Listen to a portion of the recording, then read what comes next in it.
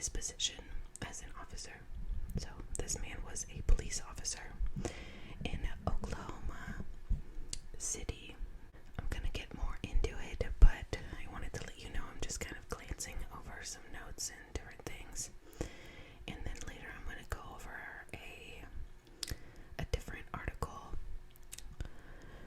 and it's kind of leaning more biasly, so I wanted to give you the once over and then read this article because it states that there are some things that are not talked about or were not talked about in court, things that were missed out. So I wanted to kind of read that as well. So for today, I'm kind of holding this mic, as you can tell. So if you hear me breathing, I'm sorry. It's really sensitive to picking it up, the breathing, that is.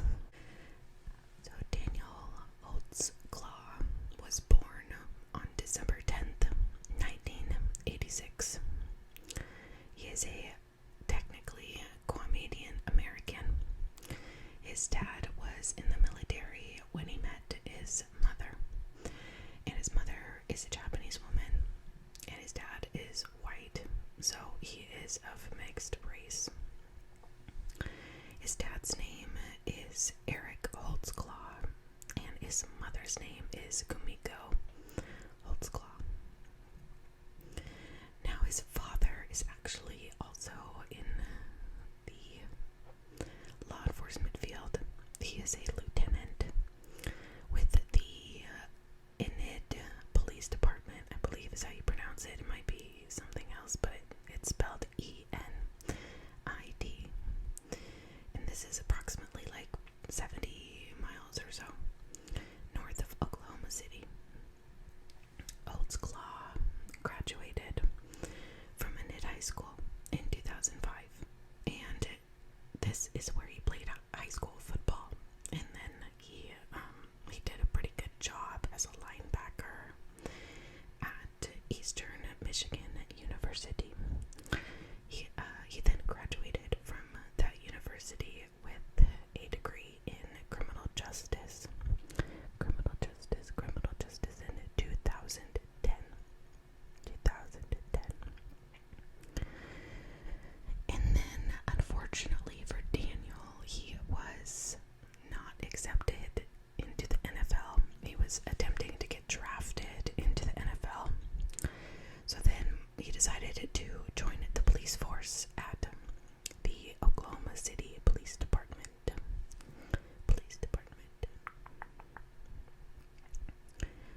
So for his charges, we'll just go over his charges really quick. He was accused of sexually assaulting multiple African American women. And this was over the period between, December 2013 and June 2014. And it was believed that he was trying to target women of a poorer majority. It looked like he was going for women that were usually a little older, and this was all happening while he was a police officer. Now, according to the police investigation, Holtzclaw ran background checks on these women, and he would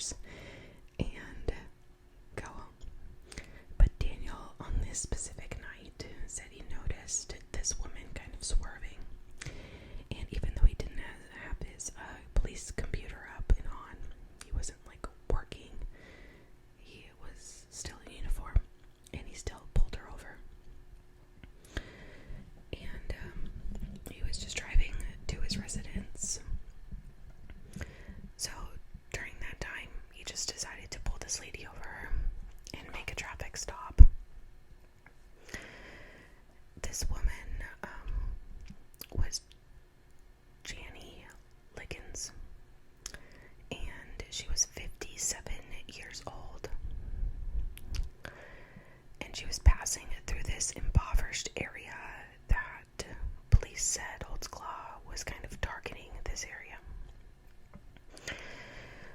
Unlike other women that police said he had,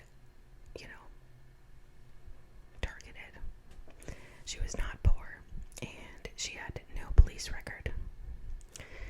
Then Liggins said that before forcing her to perform oral sex on him, Holtzclaw made her lift her shirt up and pull her pants down. She testified that she begged him to stop, but she was afraid for her life, and Liggins then, after this, promptly filed a police report. When Holtzclaw reported to the OKCPD Spring Lake Division Station the following afternoon for his daily 4 p.m. to 2 a.m. shift, he was pulled aside and driven to the department's sex crimes unit by detectives Kim Davis and Rocky Gregory, and they took him there for questioning. And after being Mirandized, Holtzclaw underwent a 2-hour interrogation, during which he denied all of the accusations of misconduct. During the Liggins stop earlier that morning, then the buccal swabs were taken for this DNA comparison. At the conclusion of the interrogation, the two detectives told Holtzclaw that they believed he was being untruthful, based both on previous evidence and on statements made by Gary Hunt, his 25-year-old cohabiting girlfriend, that countered claims Holtzclaw had made to the detectives. And while he was released after the interrogation, Holtzclaw, his commission and entry cards, uniform, shirt, his pants, his badge, his firearms, his shotgun and his handgun, radio, and keys to his assigned police vehicle were seized, and he was placed in indefinite paid administrative leave. After further investigation, eventually turned up 8 dozen additional complaints, and it was found within my research that these detectives, Kim Davis and Rocky Gregory, they kind of sought out women to go along with this. It was kind of like they had Daniel pegged in their brains as guilty, and that's just what it was going to be, and they were going to get anybody to help go along with the storyline.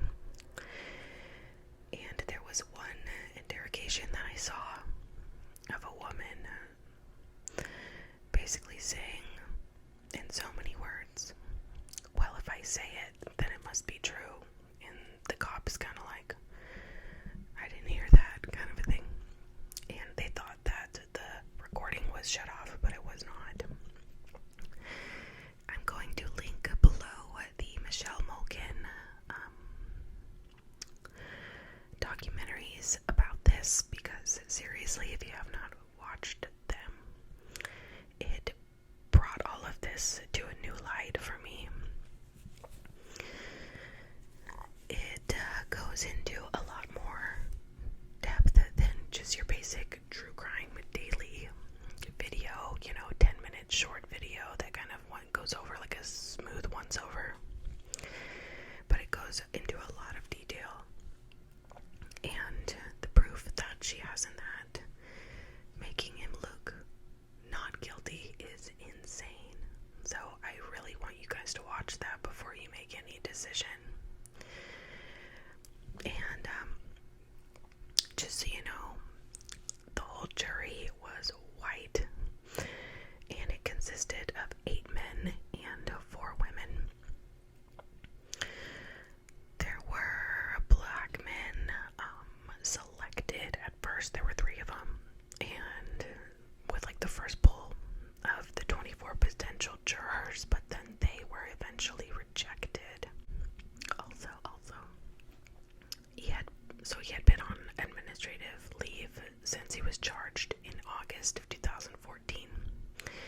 was fired in January 2015, and his trial didn't even start until November 2nd of 2015.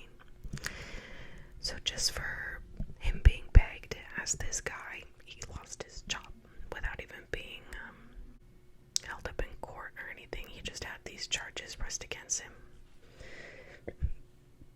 But he hadn't been, convicted. He hadn't been convicted as guilty or not. And it was also found that 4,000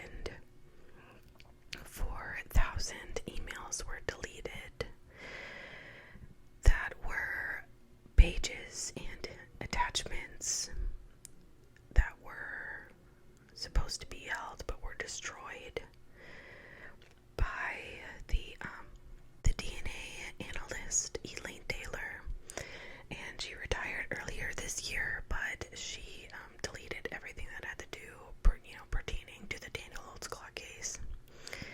And now he's serving this 263-year sentence after this jury convicted him on all these charges. But we can't even go back and look at any of the DNA testing and all of that. She deleted everything. And it kind of reveals this potential mishandling of all of this evidence. So that's kind of sketch to me.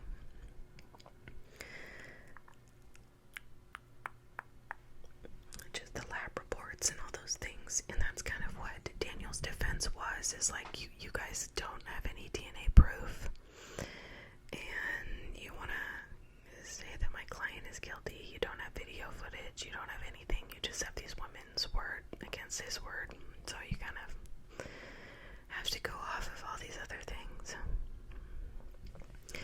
But for the article that I was referring to earlier, Daniel Holtzclaw, like I said, he was sentenced for doing all of these terrible things, but the Oklahoma County jury found him guilty for the 18 sexual assaults versus the 36 that he was up for. And he was acquitted of these other 18 assaults against these 5 additional women. So there were 13 or 14 women that came forward total, but only 8 of those accounts were held up in the court because everybody else's, kind of account was really sketchy and kind of seemed like they wanted to jump on the bandwagon, to get this guy. Some of the women were saying that the police officer who did this to them was black. Some were saying that he was very short and this man was very tall. Some were saying that he was blonde. Daniel Holtzclaw is half Japanese. He has dark hair. So just things like that were very odd, and they were not reliable people. So in this article that I wanted to kind of talk about, he says that he intentionally stays away from theories, race, backgrounds, jury makeup, and influences, and the whys, except where evidentiary. He says, I want to limit this article to just the facts as they appear in discovery documents, were presented in open court, and have been revealed since the trial.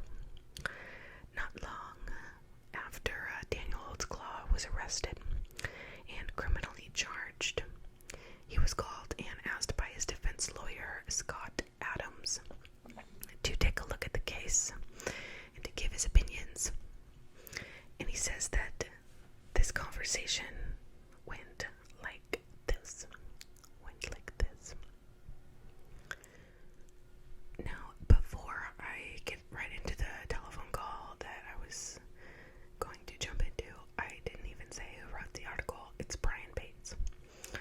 So he was talking about Scott Adams, who was wanting to talk to him. So on the telephone call, Scott Adams, kind of paraphrasing, says to him, so how badly have you roasted my client on your website? And Brian Bates says, actually, I haven't yet.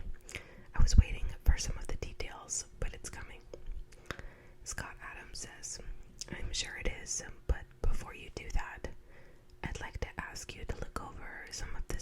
evidence and give me your gut reaction.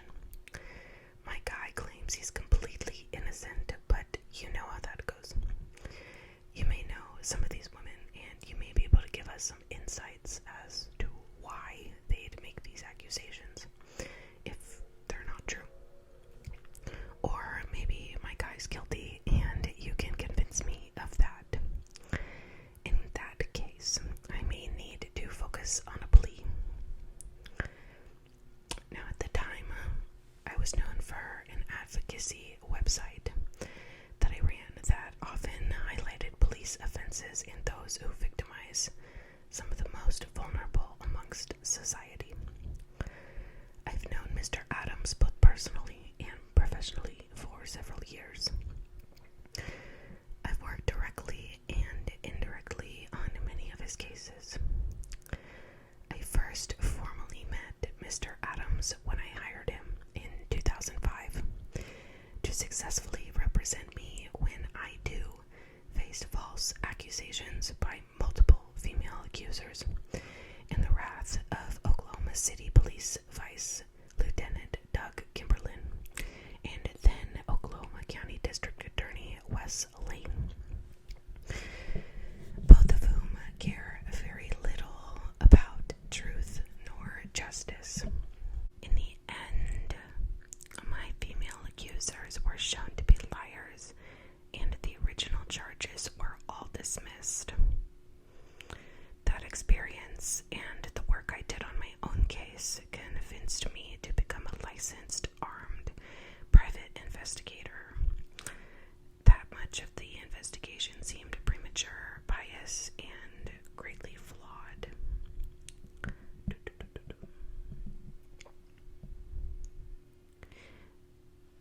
That experience and the work I did on my own case convinced me to become a licensed, armed, private investigator in hopes of helping others in similar situations.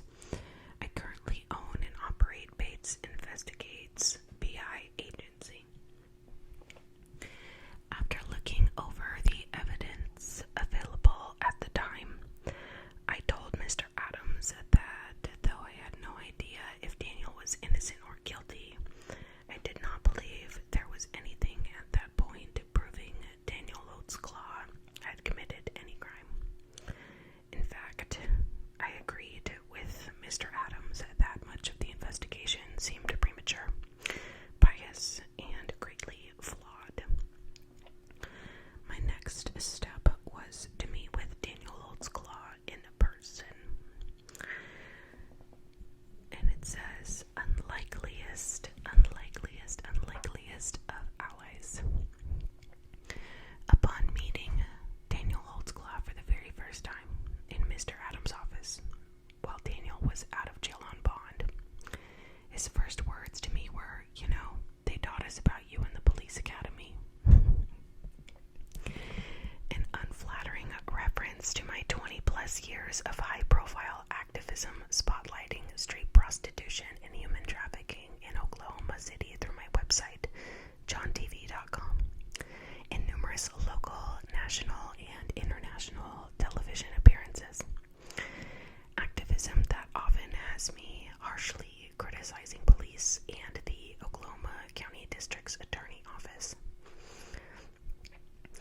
Daniel Holtzclaw is over 6 feet tall. He's 270 pounds, and he has the air of self-confidence that often comes with such a massive physical frame, a badge, a gun, and all the authority granted to law enforcement.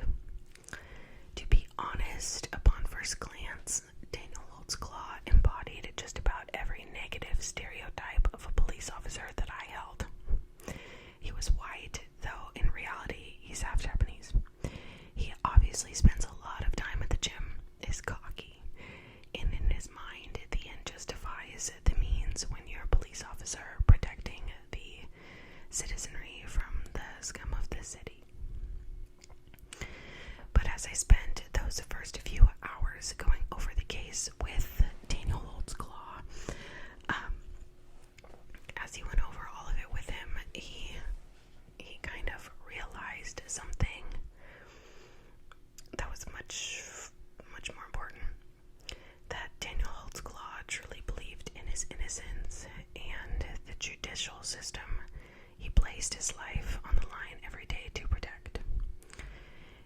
says, I've worked on many cases with truly guilty sexual assault predators. In all of those cases, there was this inexplicable sense of doubt upon hearing their version of events, and the involuntary feeling of the hairs beginning to stand up on the back of one's neck simply by being in the same room with them.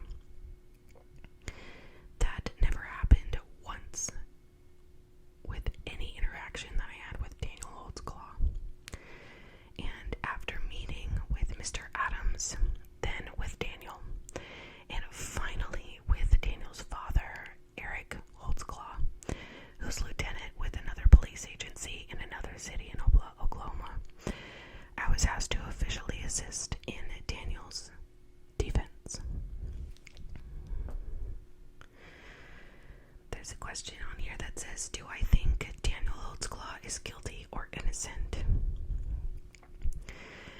He says, since I was asked to be part of Daniel Holtzclaw's defense team, I have spent literally hundreds of hours with Daniel, his father, and his mother, and sisters, and friends, as well as his then girlfriend. More importantly, I've read, watched, and listened to every piece of evidence and potential evidence in the case. I also visited every crime scene, alleged crime scene, on multiple occasions, and I did so with the understanding that if at any time it became clear Daniel Holtzclaw was guilty, or even just a single crime, that I would blow out of the case altogether, or that I would bow out of the case altogether, excuse me. The fact that I assisted in this case through the entire trial and literally sat with Daniel Holtzclaw in his jail cell until only an hour before his guilty verdict was announced should make my opinion crystal clear. I do not believe Daniel Holtzclaw is guilty of the crimes he was charged with and later convicted of. Now, do I know with 100% certainty that Daniel is innocent? No. The only people that know that are Daniel and his accusers. What I do know is that the allegations against Daniel Holtzclaw are highly suspect, and the investigation, prosecution, and trial were far, far, far, far from what was depicted by the local, national, and international media. My critics will say that, why, of course you think he's innocent. You were hired to be a part of the investigation team. You're biased. I do not hold that opinion against my critics. I am most certainly biased, but that bias was not created as a result of blindly supporting Daniel Holtzclaw. My bias is a direct result of viewing every piece of evidence in this case. My bias is also formed by many aspects of this case that should be troubling every citizen that could one day find themselves or a loved one in the crosshairs of a judicial system that is being pushed along by a public hell-bent on convicting a man with such questionable evidence. Regardless of bias, because we're all guilty of having one, that doesn't change these concerning facts.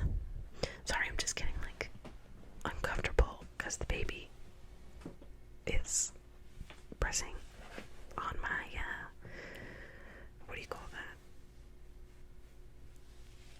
Oh, the lower back area. So right away, no prior history. Daniel has no prior history. Now, also to be fair, to say that during your investigation you were unable to locate any third party whatsoever of any nature that would say that they ever witnessed him do anything appropriate or inappropriate. And detective said that's correct. Now, Daniel has is not a single moment in his past that supports the assertion he is racist or an abuser of women to any degree, sexual, physical, emotional, or otherwise. But investigators interviewed people Daniel had contact with while living in Oklahoma City and working for the OCPD. And when those interviews failed to produce any negative sentiment towards Daniel, they then went to his college town just outside of Detroit and then to his high school hometown of Enid, I'm not sure. All with this singular purpose of trying to find anyone, who would cast a shadow over Daniel's character. So try as they might, they really couldn't find anybody who had anything bad to say about him.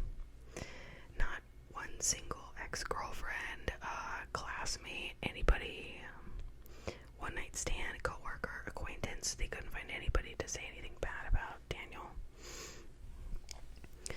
So they kind of said, all the people they talked to said he was just quiet and he just kind of focused on himself and his classmates and teammates and things like that, his girlfriend.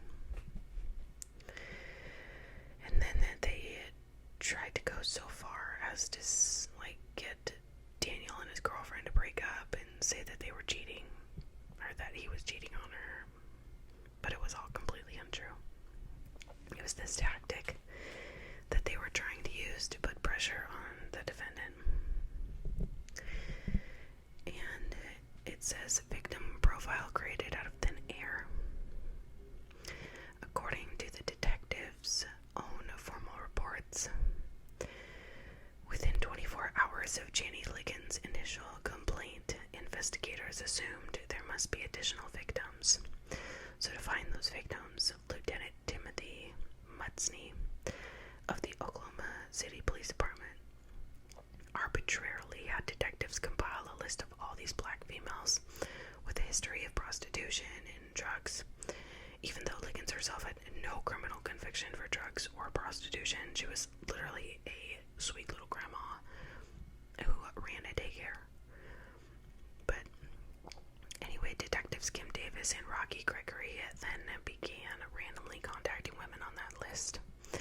The list soon took on a life of its own and became known by prosecutors and the media as Daniel's perfect victims. At jury trial, the prosecution denied the physical existence of this list. The interrogation. So when Daniel was confronted by investigators within hours of Janie's allegations, he was completely open and very cooperative, very straightforward and upfront with his answers. He said he'd take a polygraph. He signed waivers. He did everything I would have done if I were innocent. And there was no need to search because even though Daniel Holtzclaw consented to allow investigators access to all of his clothing, his personal vehicle, his personal cell phone, computers, and apartment, detectives Davis and Gregory never chose to exercise those options, which I find kind of strange. In the GPS evidence, investigators and the public have made a huge issue out of the GPS referred to as AVL, Automatic Vehicle Location. Evidence as proof Daniel Holtzclaw assaulted his accusers. In reality, the AVL is only useful in a criminal proceeding in two applications. One, if Daniel denied coming into contact with any of his accusers, which he does not. Two, if the AVL shows discrepancies in the assertions by Daniel's accusers, which it does. Despite what was reported by the media in several instances, the AVL data directly discredits the allegation of Daniel's accusers. In one instance, an accuser, Sherry Ellis, says she was taken to an abandoned schoolyard, removed from Daniel's patrol vehicle, bent over, and then raped for 10 minutes. But Daniel's AVL clearly shows him just going and patrolling through the parking lot of the park and then leaving. He wasn't there for 10 minutes at a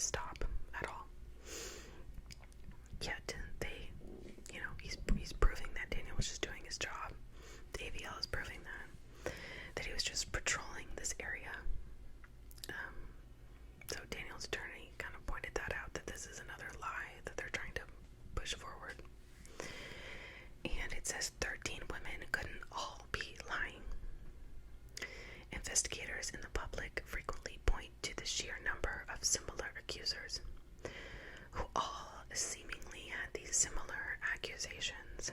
Now, this seems pretty damning on the surface and was exploited to the furthest or the fullest in the local and national media headlines.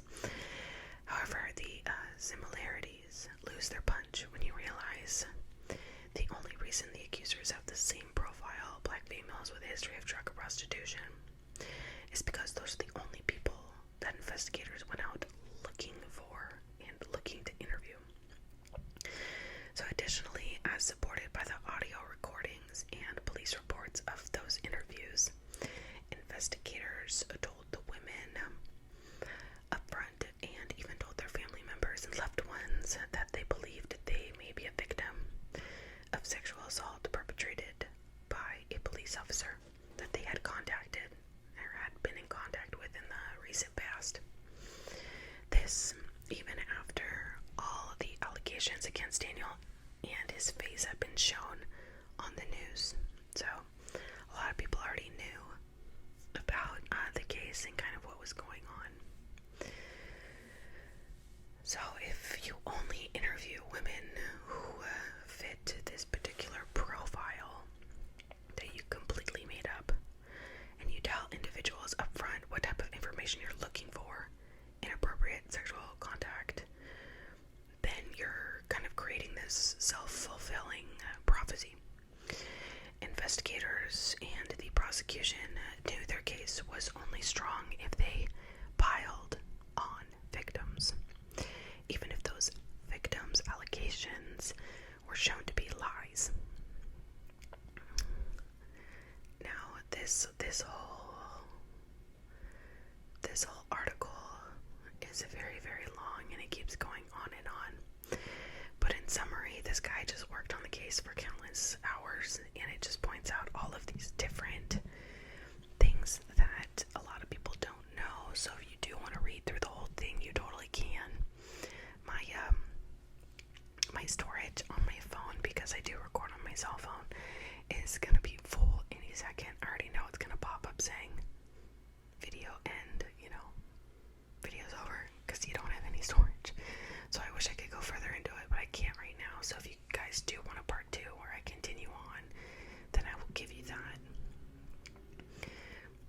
But it kind of goes over the things that I pointed out. Like one of the accusers saying that the cop was a short black man, and one woman saying,